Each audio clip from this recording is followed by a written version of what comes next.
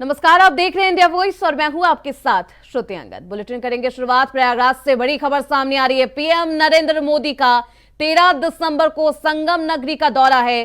PM Modi कल गंगा पूजन से करेंगे महाकुंभ का आगाज।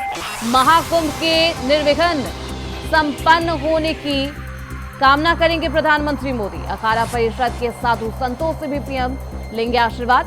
अक्षय वट कॉरिडोर, हनुमान मंदिर कॉरिडोर जाएंगे प्रधानमंत्री मोदी। नाग वासुकी मंदिर का भी प्रधानमंत्री करेंगे दर्शन। संगम नोट पर बन रहे पंडाल में 2 लाख लोगों को संबोधित करेंगे प्रधानमंत्री मोदी। प्लास्टिक मुक्त और डिजिटल महाकुंभ के लिए अपील करेंगे।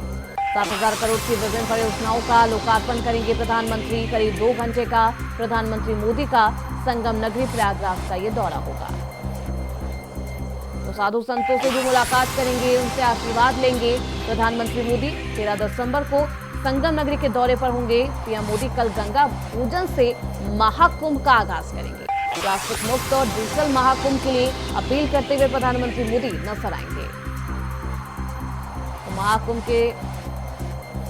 को लेकर तमाम तैयारियां तेज हो गई है और ऐसे में 13 दिसंबर को महाकुंभ की तैयारियों का जायजा लेते हुए प्रधानमंत्री मोदी नजर आएंगे। कल गंगा पूजन करेंगे, साधु संतों का आशीर्वाद लेंगे।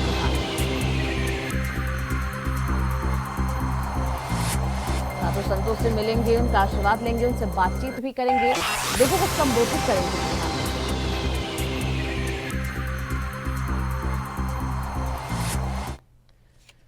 वहीं लखनऊ से बड़ी खबर सामने आ रही है। भाक्यू अध्यक्ष नरेश टिकैत का बयान सामने आया है। बांग्लादेश में हिंदुओं पर अत्याचार को लेकर बोले, अत्याचार रोकने की जिम्मेदारी दोनों देशों की। दोनों देश की सरकार को विचार करना चाहिए। बांग्लादेश में लगातार हिंदुओं पर हिंसा को लेकर बयानबाजी में जारी है और अब भाक्यू अध्यक्ष नरेश टिकैत का ये बयान सामने आया है। दोनों देशों को मिलकर बातचीत करना चाहिए। बांग्लादेश में हिंदुओं पर अत्याचार को लेकर बोले नरेश टिकैत, अत्याचार रोकने की जिम्मेदारी दोनों देशों की है। दोनों देशों की सरकार को विचार करना चाहिए। तो बांग्लादेश में हिंदुओं पर अत्याचार का तो इस तरह की सरकार की जिम्मेदारी है, वहाँ की बांग्लादेश सरकार की या भारत सरकार की भी जिम्मेदारी है। इस तरह तक भाई क्यों इस तरह की ज्यादती हो रही, तनाव तो बने तो उसे तुरंत रोको। यहाँ तो कहने से उसमें गवर्नर हो जाए भाई इस तरह की बात हो, वहाँ से जो वो हो रही बात उसको गहनता तो विचार करो, उसको तुरंत रोक लगाओ। वही रांची से बड़ी खबर सामने आ रही। झारखंड विधानसभा सत्र आज से शुरू होगा। 4 दिन का विधानसभा सत्र शुरू होगा।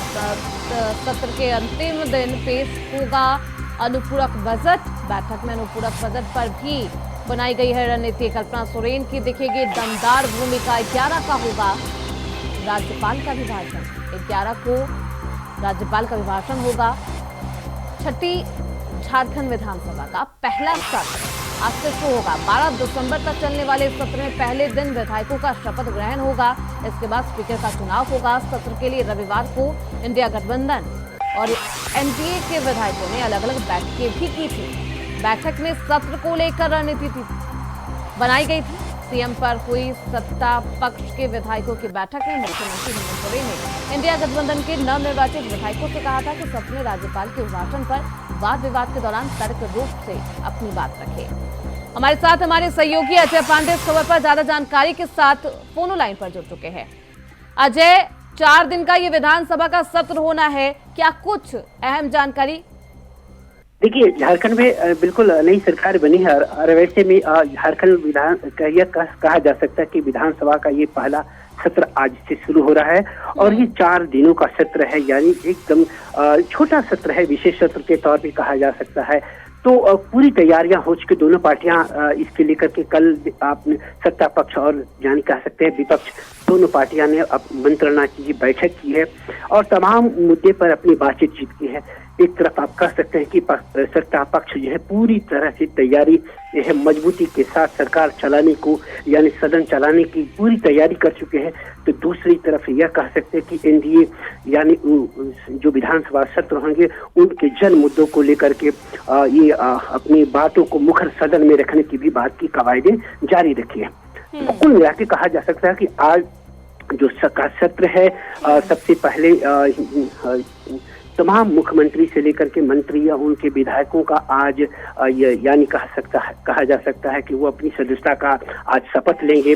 उसके बाद सदन की कार्रवाई दूसरी पाली में शुरू हो। इसके साथ ही आप कह सकते हैं कि अगर कुछ विधायकों का अगर छूट जाता है तो वैसे में दूसरे दिन भी शपथ ली जा सकती है और स्पीकर के भी चुनाव होना है। हालांकि देखिए राज्य में स्पीकर की घोषणा कल जो मंत्रणा हुई बैठक सत्ता पक्ष के उसमें से पूर्व जो रहे हैं स्पीकर रविंद्रनाथ महतो वो पुनः फिर रिपीट किए जा सकते हैं और उनके नाम पर सहमति भी बन चुकी है। अब सिर्फ एक सदन में एक औपचारिकता के रूप में देखा जा सकता है और उनके नाम की घोषणा होगी। तो कुल मिलाकर कहा जा सकता है कि सत्र जो है लगातार आपने देखा होगा कि सत्र विधानसभा सत्र हमेशा हंगामा का भेद चढ़ता रहा और वैसे में सत्ता पक्ष और विपक्ष दोनों ही तैयारी कर चुकी है। ये पहला सत्र होगा जिसमें कोई प्रतिपक्ष नहीं मौजूद होगा, नेता प्रतिपक्ष अजय पांडे। लेकिन हाँ बिल्कुल दिलचस्प ये भी है कि 12 महिलाएं इस बार विधायक पद की शपथ लेती हुई नजर आएंगी। हाँ जी बिल्कुल, इस सत्र में कहा जा सकता है कि 20 ऐसे नए चेहरे हैं जो पहली बार विधानसभा पहुंचेंगे और वैसे में कहा जा सकता है कि पहली या सत्र का इस सरकार का यानी पहला सत्र है और वैसे में विपक्ष का जो नेता प्रतिपक्ष का अभी तक चयन नहीं हुआ। हालांकि देखिए कल एनडीए फोल्डर में तमाम विधायकों के साथ बैठक हुई और लंबी बैठकों के बाद जब तक उस निष्कर्ष पर नहीं पहुंच पाया जो नेता प्रतिपक्ष को लेकर के, तो ये चूंकि हालांकि हमने कई विधायकों से इस बात को सवाल किया और उन्होंने इस तरीके से अपने उस बात को टालते हुए कहा कि हम जल्द ही इसकी नेता प्रतिपक्ष चुनेंगे। तो ये बात संभावना ये जताई जा रही है कि आज सवाल यही उठता है कि नेता प्रतिपक्ष की रेस में कौन कौन है, कौन कौन वो दावा कर रहा है, दावेदार के रूप में किसे देख सकती है भाजपा और किसे बनाया जा सकता है नेता प्रतिपक्ष? निश्चित रूप से देखिए भाजपा में कई ऐसे दावेदार हैं। आप कह सकते हैं कि 7 बार के विधायक रांची से रह चुके हैं और पूर्व स्पीकर रह चुके सीपी सिंह का नाम सबसे ज्यादा है और अनुभवी चेहरा है और वैसे में इनकी सहमति बन सकती है। और तो दूसरी तरफ यह कहा जाता है कि जो बीजेपी के प्रदेश अध्यक्ष हैं बाबूलाल मरांडी जी भी एक बड़े अनुभवी चेहरा है, सीएम भी रह चुके हैं राज्य के और वैसे में उनकी भी दावेदारी बन रही है। तो और इस तरह से कह सकते हैं कि कई ऐसे दो विधायक हैं जो उनकी भी नाम का चेहरा सामने आ सकता है। हालांकि कल देर रात तक बैठक की मंत्रणा हुई, पूरी रणनीति तैयार की गई, लेकिन नेता प्रतिपक्ष की बातें पर अभी तक पूरी तरीके से सहमति नहीं बन पाती है। संभावना यह जताई जा रही है कि यह सत्र जो 4 दिनों का है, ऐसे में सत्र में मुझे लगता है कि बिना नेता प्रतिपक्ष का ही सदन चलेगा। ये 4 दिन का सत्र बिना नेता प्रतिपक्ष के चलेगा क्योंकि अभी तक बीजेपी की तरफ से नेता प्रतिपक्ष को लेकर कोई भी अनाउंसमेंट या फिर किसी को भी नहीं उम्मीदवार बनाया गया है। ऐसे में किसकी नियुक्ति करता है नेता प्रतिपक्ष के तौर पर भाजपा की तरफ से, देखना बेहद दिलचस्प होगा। बहुत शुक्रिया अजय आपका इन तमाम जानकारियों के लिए। वहीं भाजपा विधायक दल की बैठक पर झारखंड भाजपा अध्यक्ष बाबूलाल मरांडी ने कहा कि बैठक में एक विषय तो ये था कि सभी विधायक सदस्यता अभियान में बढ़-चढ़ कर हिस्सा ले और अधिक से अधिक सदस्य बने, इसमें विधायक भी शामिल हो। और दूसरा, क्योंकि 9 से 12 तक विधानसभा का सत्र है तो सभी समय से जाएंगे और अभी 2 दिन तो शपथ होगा और फिर विधानसभा के अध्यक्ष का चुनाव होगा। प्रारंभ हुआ, आज बैठक भी हुई थी, उसमें से सभी विधायकों को भी उस काम में लगाना है। तो एक तो वो विषय था कि सब विधायक इस सदस्यता अभियान में बढ़ चढ़ करके हिस्सा ले और अधिक से अधिक सदस्य बने, उसमें विधायकों का भी पार्टिसिपेशन हो। और दूसरा, चूंकि 9, 10, 11, 12 विधानसभा का सत्र है तो फिर सब लोग समय से जाएंगे अभी तो सिर्फ ओथ होगा, ओथ होने के बाद 2 दिन तक शायद ओथ है, एक दिन विधानसभा के अध्यक्ष का चुनाव होगा और उसके बाद राज्यपाल का अभिभाषण होगा। और सरकार की कोई शायद हम देखे थे कार्यसूची में कि अनुपूरक बजट वगैरह ले आएगा, तो उसके लिए फिर हम सब लोग विधानसभा बैठेंगे, शेष हम लोग उसकी तैयारी करेंगे। लेकिन झारखंड की जो जन मुद्दे है, जो समस्या इस वक्त है, तो आगे के लिए भी जो कि हमारे विधायक पार्टी के एक प्रकार से चेहरा होते हैं। विधायक जन समस्याओं को लेकर के सदन में नहीं बल्कि सड़क पर भी देखना चाहिए, क्षेत्र में भी, चाहे वो कानून व्यवस्था की मामला हो, गिरते कानून व्यवस्था की, चाहे वो डेवलपमेंट से जुड़ा हुआ मामला हो या करप्शन का मामला हो, यानी जो भी विषय हो जो आम जनता को जिससे तकलीफें होती है, हम उन तकलीफों को दूर करने के लिए हमारे विधायक, हमारे पार्टी के नेता, सारे लोग, लेकिन विधायक जो कि एक हमारे चेहरा होते हैं, जनता के प्रतिनिधि होते हैं, तो हम सब लोगों ने ये सारे विषय को लिए हैं और इसलिए बाकी विषय फिर से जब विधानसभा में 2 दिन तो होती है, फिर हम लोग बैठेंगे, 10 को भी बैठेंगे, 11 को भी बैठेंगे और ये सत्र तो 4 दिन का सत्र है। औपचारिकता, जिसको औपचारिकता नहीं उसको कह सकते हैं, फॉर्मेलिटी जो होता है, एक सदस्य बने हैं तो सदस्य का ओथ हो जाना, क्या कहते हैं विधानसभा के अध्यक्ष का चुनाव होना, इस प्रकार के ही ये में 4 दिनों में समाप्त हो जाता है। तो इसलिए इस समय तो वैसा विषय नहीं है, लेकिन जहां अनुपूरक बजट है, राज्यपाल के अभिभाषण है, उस समय बाकी विषय आएंगे, फिर आप सब लोगों से बात करेंगे। सर, विधायक दल का नेता के बारे में कुछ चर्चा होगी? नहीं, विधायक नेता के बारे में अभी जब ओथ सब हो जाएगा, इसके बाद फिर हम लोग तय करेंगे आराम से। हड़बड़ी क्या है भाई। वहीं लखनऊ से बड़ी खबर सामने आ रही है। सिपाही भर्ती परीक्षा में पेपर लीक का मामला। पुलिस भर्ती बोर्ड के अफसरों से ईडी ने पूछताछ की है। परीक्षा कराने वाली कंपनी से जुड़े दस्तावेज तलब किए हैं। कंपनी चयन के लिए जारी टेंडर के दस्तावेज मांगे हैं। कंपनी चयन में शामिल अफसरों की सूची भी मांगी गई है। बिहार में एजुटेस्ट कंपनी पहले ही ब्लैकलिस्ट की गई थी। बिना बैकग्राउंड पता लगाए किन शर्तों पर टेंडर दिया गया। तत्कालीन वरिष्ठ अफसरों से भी जल्द ही पूछताछ की जाएगी। प्रिंटिंग कंपनी, ट्रांसपोर्ट कंपनी के लोगों से भी पूछताछ की जाएगी। तो सिपाही भर्ती परीक्षा में पेपर लीक का ये पूरा मामला सामने आया है, जिसमें ईडी ने भी दस्तक दी है। अफसरों से ईडी ने पूछताछ की है। परीक्षा कराने वाली कंपनी से जुड़े दस्तावेज भी ईडी के द्वारा तलब किए गए हैं, मांगे गए हैं। कंपनी चयन के लिए जारी टेंडर के दस्तावेज मांगे गए हैं। कंपनी चयन में शामिल अफसरों की सूची भी मांगी गई है। तो इस खबर पर ज्यादा जानकारी के साथ हमारे सहयोगी मोहम्मद आसिफ हमारे साथ जुड़ चुके हैं। आसिफ, सिपाही भर्ती परीक्षा में एक बार फिर से पेपर लीक का ये मामला सामने आया है। ईडी ने अफसरों से पूछताछ की है। किन किन अफसरों से पूछताछ की गई है? जिस तरह से यूपी पुलिस भर्ती परीक्षा पेपर लीक हुआ था, बवाल हुआ था और कहीं न कहीं योगी सरकार के लिए यह बड़ा कठिन समय भी था, क्योंकि लगातार आंदोलन चल रहा था पुलिस भर्ती अभ्यर्थियों का और विपक्ष ने भी योगी सरकार को निशाने पर लिया था। इस मामले में एसटीएफ लगाई गई थी और एसटीएफ ने करीब 300 लोगों की गिरफ्तारियां किया था। करीब 38 लोगों के खिलाफ चार्जशीट भी दाखिल हो गई थी और इस मामले में ईडी की भी एंट्री हुई थी। ईडी ने रवि अत्री यानी कि पेपर लीक का मास्टरमाइंड के खिलाफ मनी लॉन्ड्रिंग का केस दर्ज किया था, पूछताछ भी किया था। अब इस मामले में अहम सुराग हाथ लगे हैं ईडी के। ईडी अब पुलिस भर्ती बोर्ड के कई अफसरों से पूछताछ भी करेगी और जो पुलिस भर्ती बोर्ड की अध्यक्ष थी रेणुका मिश्रा, उनको हटा दिया गया था, लेकिन उनसे भी पूछताछ होगी, क्योंकि जिस तरह से एजुटेस्ट कंपनी जो गुजरात की अहमदाबाद की कंपनी थी या बिहार में पेपर लीक कराने के मामले में ब्लैकलिस्टेड हो गई थी और उसी कंपनी से पुलिस भर्ती परीक्षा पेपर जो है छपवाया गया था और यह कहा जा रहा है कि भर्ती केंद्र तक, परीक्षा केंद्र तक लाते लाते उस पेपर लीक हो गया था। तो इस मामले में अभी तक एजुटेस्ट कंपनी के मालिक है जो फरार हैं, उन तक अभी तक ना तो एसटीएफ पहुंच पाई है और ना ही ईडी।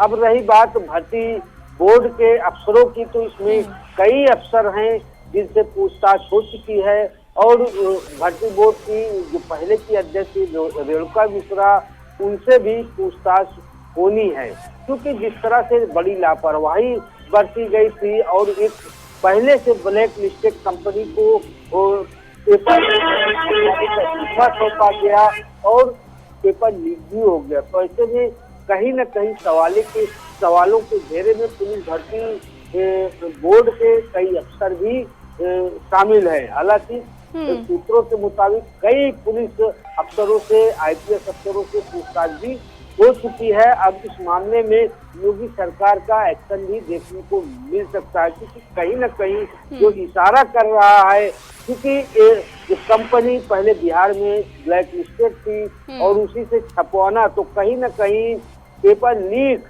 गैंग से शामिल होने की आशंका भी ईडी को है और यही वजह है कि ईडी बिल्कुल। ऐसे में आसिफ सवाल ये भी उठता है, क्योंकि टेंडर के दस्तावेज मांगे हैं कि क्या टेंडर देने में चूक हो गई है, क्योंकि सरकारी टेंडर ये होता है। दूसरा सवाल ये भी है आसिफ, क्योंकि अब ईडी ने अफसरों से पूछताछ की है, इस पूछताछ में क्या कुछ अहम खुलासे, क्या कुछ अहम सुराग ईडी के हाथ लगे हैं या फिर नहीं?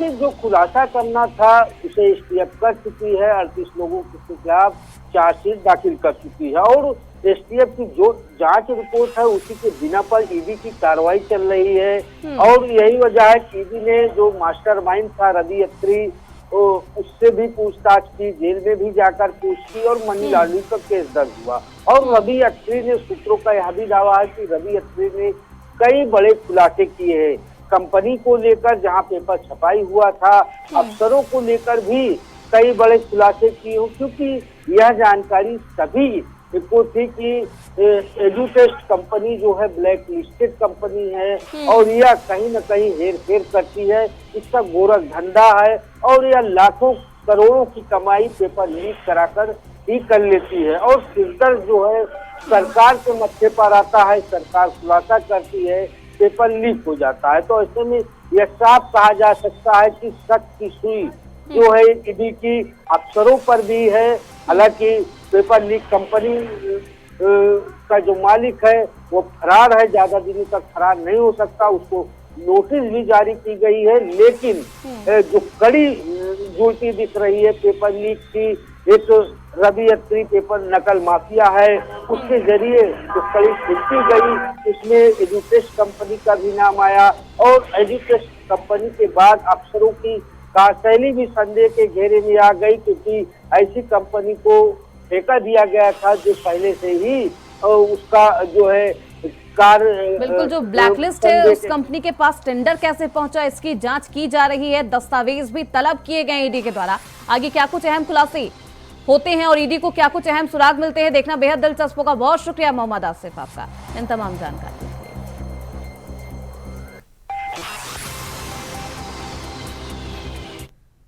वहीं बदायूं से बड़ी खबर सामने आ रही है। बिलसी पहुंचे बजरंग दल के राष्ट्रीय अध्यक्ष, लोगों ने डॉक्टर प्रवीण तोगड़िया का स्वागत किया है। बांग्लादेश में हिंदुओं पर हो रहे अत्याचार पर बोले, हिंदुओं की सुरक्षा के लिए सरकार सख्त कदम उठाए। हिंदुस्तान में मंदिरों को तोड़कर बनी सभी मस्जिदें, बाबा स्कूल गोपाल दास स्वामी के आश्रम पर पहुंचे थे डॉक्टर प्रवीण।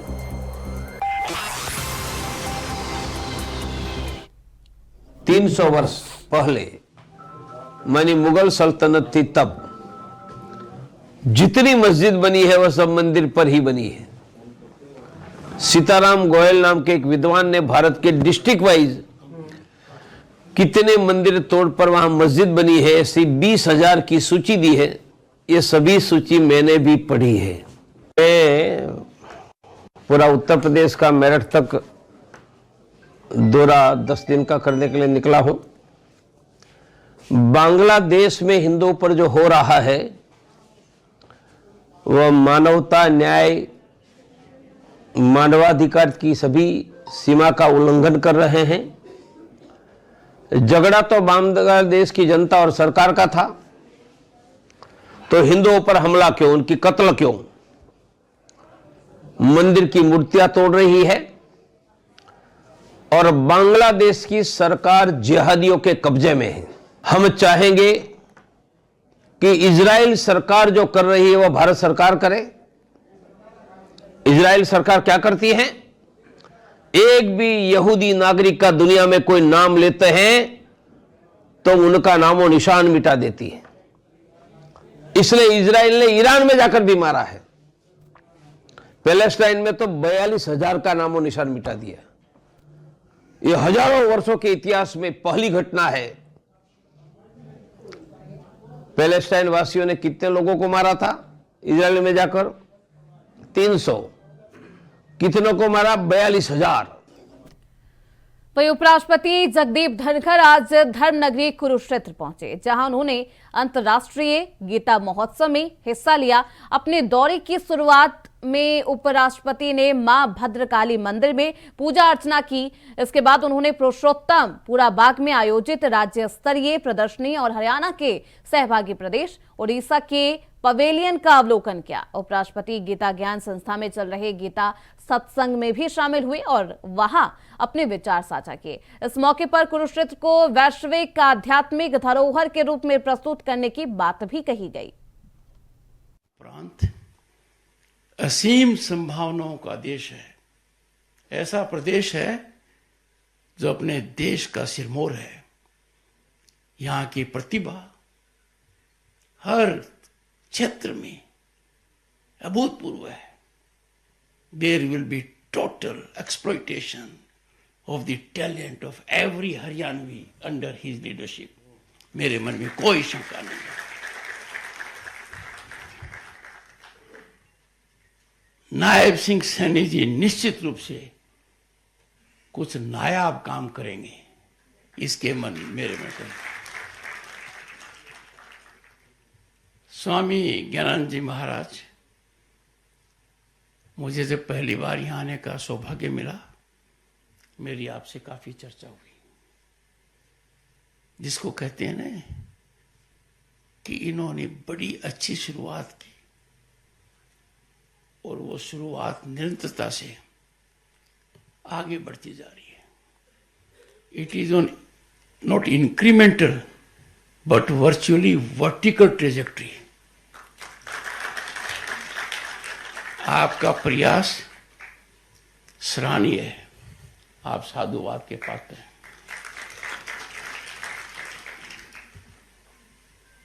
एक बात आपने कही जिससे मेरे को असहमति है।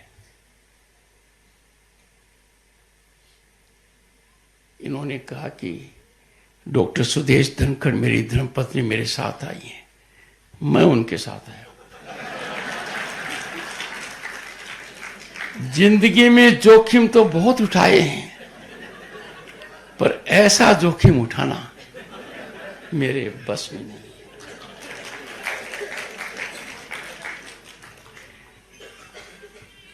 मेरी धर्मपत्नी की पढ़ाई हरियाणा में हुई। हरियाणा की बच्ची जहां भी जाएगी अपनी ताकत दिखाएगी। अनुभव के आधार पर कह रहा हूं। ऑन अ लाइटर नोट, जब मैं इनके ननिहाल में गया तो जाने में 40 साल लग गए थे। तो मुझे कुछ न कुछ तो ठीक कहना ही था। मैंने कहा, एक बात बताओ, जब ये ननिहाल आती थी तो क्या खाती थी?